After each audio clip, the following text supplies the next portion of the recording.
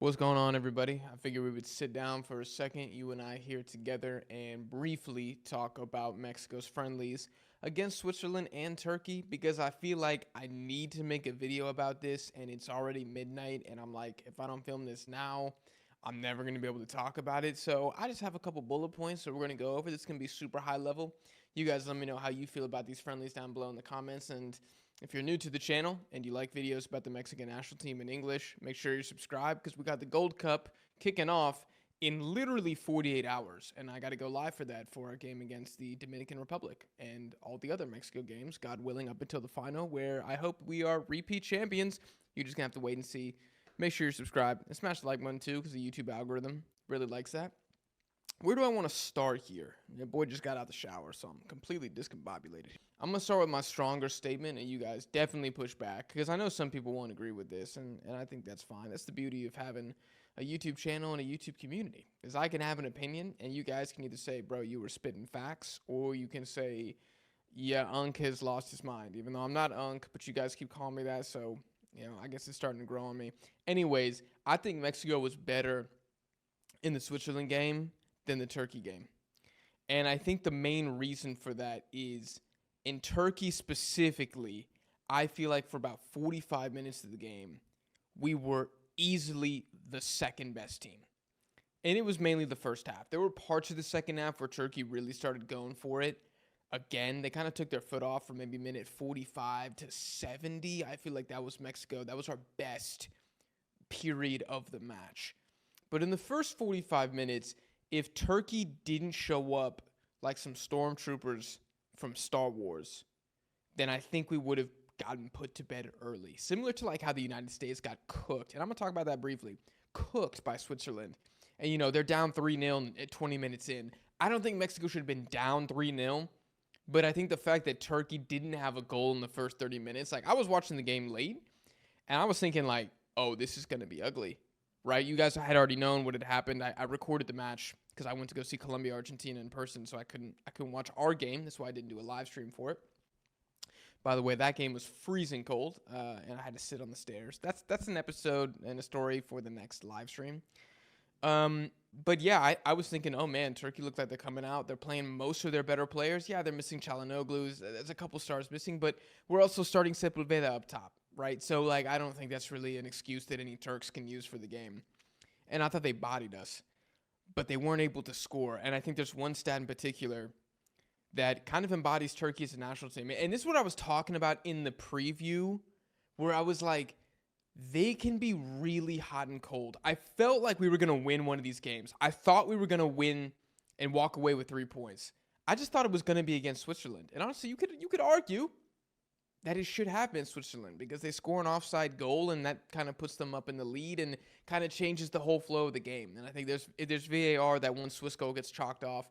And who knows what happened. But one stat from the Turkey game, they had 17 shots and only 1 on target. 1 save Luis Malagón had to make off a free kick. I don't know how this man keeps doing it. I don't know if the team is just more confident when he's back there, so we just defend better. I don't know if it's whenever Malagón plays that we just tend to be facing incompetent offenses that don't know how to score goals, of which Turkey is not. I don't know what it is, but they only had 1 shot on target, and I think that flattered us. I think if they really came with their shooting boots today, this would have been a 1-1, maybe even a Turkish victory here. And I didn't really like how vulnerable and we looked out wide, especially. And I didn't feel like we were creating that much against Turkey. I feel like against Switzerland, I mean, if you check Fault Bomb, we had 5 big chances created. We had 2 in the Turkey game. And I think that's fair. I think that's accurate. I mean, Santi Jimenez, we'll talk about him later, should have had a hat trick against Switzerland. There's no player on Mexico that should have had a brace or should have had a hat trick against Turkey. I feel like we had a couple like decent half opportunities. Pineda has a great goal. It's really messy from Quiñones and the Turkish defenders, but it's a good goal, and that was kind of it. I felt like from a really amazing chance creation. I think we had one more chance. Gallardo came down the left wing. I think it was Lira, Gallardo. I can't remember who scuffed the shot. It might have been Sepulveda, but anyways. I'm talking in circles here. 17 shots for Turkey, 1 on target, 0 goals. Switzerland, 6 shots in the game, 4 goals. And I think that's why we lost. When you allow 6 shots and 4 of them go in, it's going to be really, really hard to win. I would love to see the Swiss shot data from the U.S. game, actually, how many they had when they scored 4 goals. They must think CONCACAF sucks. Actually, you know what? I bet you they walked away from the Mexico game thinking like, all right, these guys are pretty solid. And there's one thing that I also loved about the Turkey game is we made it very physical against Turkey. I mean, there was almost a fight. It looked like it was a goddamn Confederations Cup semifinal. That's kind of what the energy was for parts of the game, and I loved it. I've been saying what Aguirre has done very well is he has got Mexico once again to embrace the bad guy archetype. We're the villains. We are the Darth Vader. We almost look like Darth Vader with our black kids of CONCACAF. And we have to do that because simply we don't have the technical ability of the United States or of Canada. So we have to be the assholes of CONCACAF. And I think we've done that really, really well. So I love that about the Turkey game. I don't think we were bad against Turkey. I just think against Switzerland, man, I was very impressed at points and how we were playing. And I think, again, when you look at how terrible the United States were against Switzerland, it kind of makes me feel even more vindicated. Overall grade for this window, I think I would go between a B and a B+. You guys let me know your grade down below in the comments. I think a B or a B+ is fair. I don't love that we conceded 4 against Switzerland. That's like the one thing that's keeping me from an A. And the other reason is honestly my biggest issue overall with this window, which was rotation for the sake of rotation. And you guys know I'm a snob for this stuff. It really pisses me off. Like if I'm going to the Switzerland game first, right? I talked about this a lot on the stream. Emilio Lara at right back. There is absolutely no need to be running this experiment. No need at all. Is Emilio Lara going to be even included in the World Cup squad? I hope not. Is he going to be the starting right back or the backup right back? I hope not. So then why is he here? You don't need to use a game against Switzerland to test out Lara, who had a howler, by the way.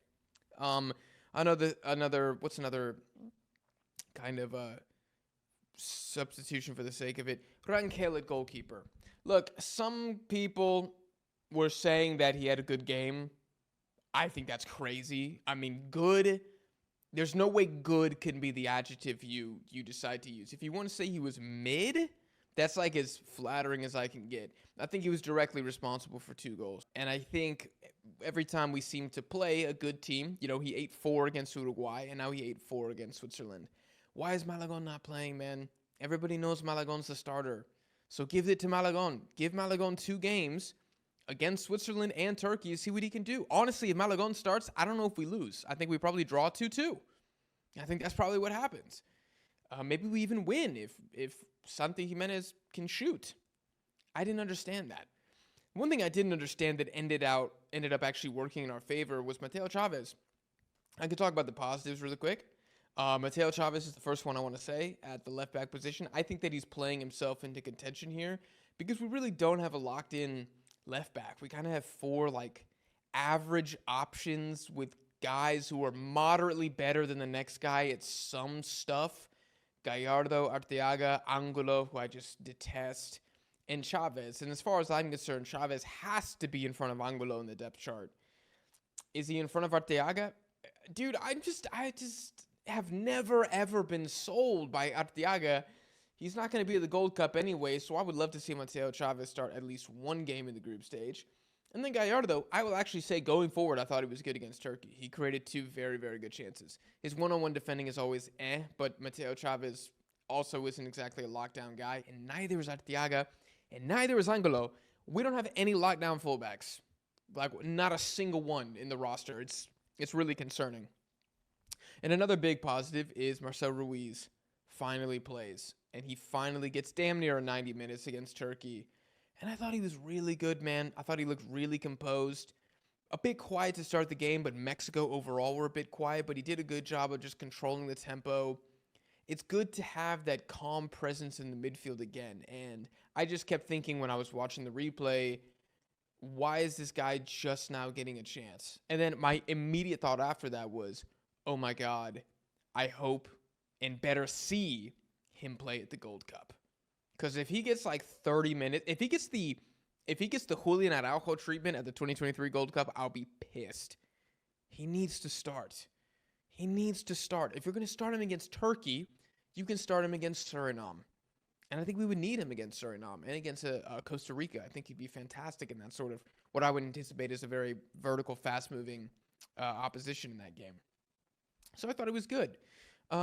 Anything else I want to talk about? Last positive that I have here is against Turkey specifically, I thought that we did a really good job of limiting great chances. And it kind of reminded me of the Canada game of the Nations League where it was like a bend, don't break type thing. Like, I think our motto should just be nothing for free going forward. And I think if we do that, I think we'll comfortably make the Gold Cup final. I don't know why I added comfortable there. That just adds more pressure to it. But I did like that. Yeah, we'll give you this little half chance here. You know, if it's basketball, like, yeah, we'll give you the contested, like, fadeaway mid-range. Like, that's fine. But, like, no layups. You're not getting any layups, no dunks, no shots inside the paint. Like, you're going to have to work. You're going to have to earn your keep today. And I think the Turks slowly kind of, like, burnt out and I think they got frustrated that they couldn't really get anything in our box. They would get it at the top of the box. They would look up. Guler would look around. And it'd be like, damn, there's nothing here. And then some guy would shoot from outside the box. And they got close a couple times. And if they scored a banger, you score a banger. And Mexico, we just got to bow our heads and we keep moving. But if we're not giving up these cheap goals like we did against Switzerland, it's going to be really hard for anybody in CONCACAF to beat us. Really quickly on the negatives, I feel like our wingers really need to start beating their man more often. Like, if I'm looking at the chance creation, a lot of it is coming from the fullbacks getting involved. We do have a few counterattacks, but even on the counterattacks, I don't think we do enough on them. I think we're a little too wasteful. I don't know how many times Piojo, Chino, and Alexis Vega beat their man off the dribble. I mean, Chino maybe did it once. Did Piojo do it once? He had a couple fancy dribbles, but I don't think he actually beat anybody, at least in a dangerous part of the field. Maybe he had one. But my point is that's definitely something that's lacking. Like, if you're going to be like us and have a shite midfield, you need the forwards to be able to beat their guys one-on-one and to capitalize and be clinical. And we're still missing that. Like, we have not seen Toluca Alexis Vega yet. I was a little disappointed. I don't think he was terrible against Turkey. He wasn't ass. He didn't suck. He had a couple really clever moments, actually. I thought the worst thing he did was Gallardo has a cross into the box, and Vega dummies it for Jorge Sanchez, and the shot just gets blocked. And I'm like, dude, you're the MVP of Liga MX.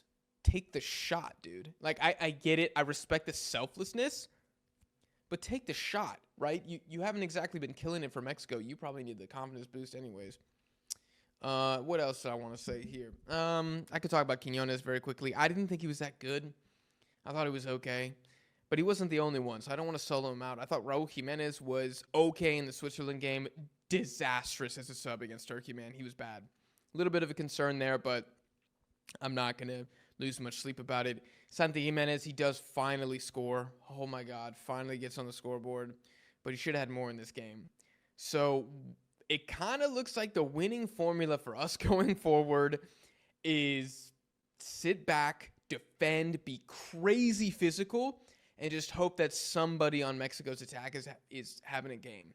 Somebody in Mexico's attack has a moment, and then we'll be okay. I mean, we scored in both games here, and I think that counts for a lot. And we should be scoring in every single game at the Gold Cup. Nobody should hold us to 0 goals. Maybe Canada. Maybe that's the only team that I'd be like, fine. All right, I'll take a 0-0, which wouldn't even happen until the final anyways. But you get what I'm saying. Like, we need to be scoring under the teams. But anyways, those are kind of my overall thoughts. I thought it was a good window. I'm sad I couldn't do the Turkey watch along because y'all would have laughed your asses off at me screaming every single time that Atakoglu or somebody popped off from outside the box and it barely went over the bar. But overall, a good performance from Mexico, and I'm very, very happy that we got a dub here. I think that's so big for morale, especially when you see the U.S. I don't want to say they got destroyed by Turkey. They didn't. But they got embarrassed by Switzerland. And I think we've really seen the vibe seesaw where Mexico, we were so... Dude, after the Honduras 2-0 defeat, man, we were in the mud so hard. Like, my whole body was in the quicksand. I just had, like, my one eyeball was, like, barely breaking through to see the surface. And now I feel like we've hit the U.S. with the Uno reverse card. And it's crazy. Now, we need to follow that up with a good Gold Cup, but we're doing the right things most of the time, and for that reason, I can't get too upset. But those are my thoughts on the game. You guys let me know what you think down below in the comments. Again, if you want to see all the Gold Cup stuff here on the channel, make sure you subscribe. Going live this weekend for the Mexico game. Drop a like in the video if you enjoyed. Make sure you follow us on social media so you know what the other games for the Gold Cup we're going live for. I appreciate you guys for watching, and I'll see y'all in the next one.